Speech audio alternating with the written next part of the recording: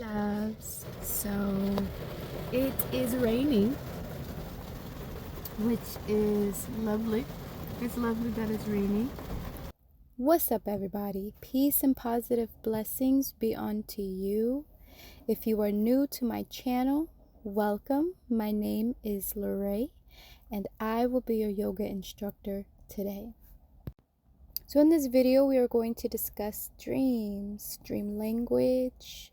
I'm going to give you a few examples of dreams that I've had. I'm going to give you a few examples of how to interpret your dreams.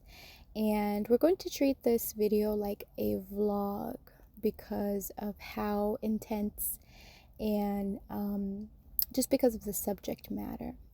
So I just want to give you that quick introduction. Treat this video like a dream vlog. I hope this is helpful to you, and if you like it, please remember to like, share, and if you are not subscribed, welcome.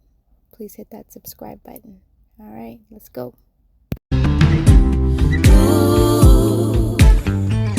Steady love. Ooh, steady love. But I wanted to hop on really quick because this is a micro birthday for me. So I'm logging in for this journal entry. I mean, there's so much. So my dreams are popping right now. Okay, my dreams are popping. I recently visited another planet, which was awesome. I loved that. Now that I remember, this isn't the first time that I've visited another planet, though. There was one time I had a dream where I visited a planet and I had my baby on the planet. And I left that planet. Beyonce was in charge of this planet. And I've had to unsubscribe from Beyonce because I've had a few dreams of Beyonce. And at the time, I had never been to a concert before, but I remember going to a concert, a Beyonce concert, and I love this about dreams. So there was a part where I was at work. Part of the dream was me being at work, and then in an aisle or something, it'll double as entranceway. So in a lot of my dreams, there are portals. There are portals in my dream. So this is all leading up to perhaps a segment where I talk about my dream language. Okay, because the settings are a real thing. The instruments, so the tools that they use in dreams, that's a real thing. Okay, sequence is an aspect to pay attention to. Different characters in your dreams, so different styles. I mean, there's so many different ways that you can kind of pick up on the patterns of your dream language, right? But remember, we talked about it's your subconscious speaking to you.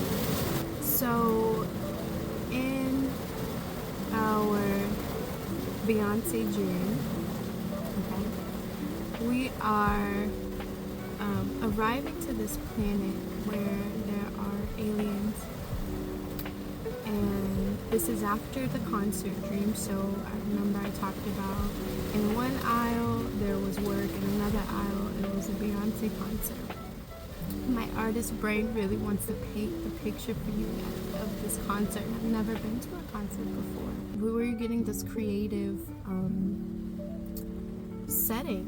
There was a moment, a series of dreams where it happened the same way. It's like this infrastructure, this embedded in my settings. This infrastructure just comes in and it's so lavish and it's so like drawing people in, right? And moving from the infrastructure to getting in a physical vehicle, and then going somewhere in the middle of the concert. And so this was interesting to me, because I'm a lucid traveler. I remember having to enforce a lot of energy into actually leaving. So in some of my dreams, as you're astral traveling, right, in your sleep, there's a part of you that's still unconscious. And so that's what we mean when we say we gain lucidity, is we've okay, we're done traveling, we need to wake up. Not wake up fully to awaken the body, but awaken fully to start now making decisions. And so we're on the planet, and I don't subscribe to the planet. I see that everybody's wanting to be a part of the beehive, and they're given jobs to do. And they go into a school. Okay, so now they're being educated to participate in the planet. And I'm like, I don't want to do this. I don't want to subscribe to this. I don't subscribe to Beyonce in my waking life. I don't want to subscribe. I don't want to utilize my dream time. This is my good dream time. I don't want to utilize my dream time to be taught on how to be with Beyonce. I don't want that. So I have this baby. So now I have this daughter, right? I don't know why it's so emotional for me, but I guess it's because people don't have the same lucidity as I do. And I just feel for some of you guys, because you guys don't know how it was so hard, the amount of mental effort that I had to use without waking up. Because when you wake up, it's like the subconscious is a muscle, okay? And each time you use this muscle, it gets stronger, right? And you want to be able to work out these muscles in their appropriate realms, because it strengthens the subconscious. So by me putting forth X amount of effort to unsubscribe from that means that part of my consciousness, part of my subconsciousness, okay, needs to be stronger, so that in waking life it's not succumbed so easily. So it's part of putting the armor on to the spiritual warfare that's happening. And again, there's nothing, I have nothing against, although there's some allegations, I don't want to go down the rabbit hole there, but I am aware of the allegations that's against her, and I don't want the beehive coming my way. I've already unsubscribed. I'm just telling my experience. It's the energy. Yeah, it's the energy that we're unsubscribing to, because in a waking life, that's just the representative. That's not necessarily the character. And I've had dreams before, in another example, where I've woken up in the same setting that I fell asleep in. Okay? And it's like, okay, it's time to go to work. Everything mirrored my waking reality.